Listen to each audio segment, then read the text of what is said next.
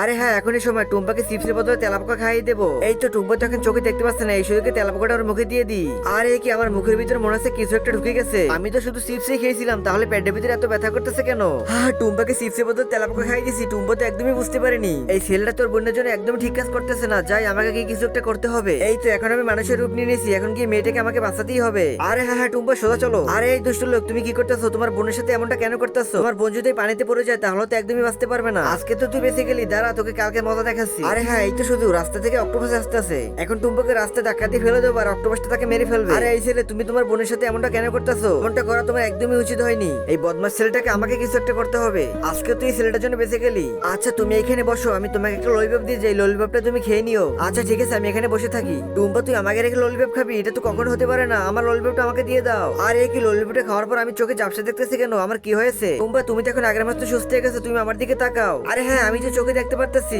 আমি তো চোখে কিছুই দেখতে পারতেছি না, আমার কি হয়ে গেল? বন্ধুরা, ছেলেটার সাথে কাজটা ঠিক করছি নাকি ভুল করছি কমেন্ট করো।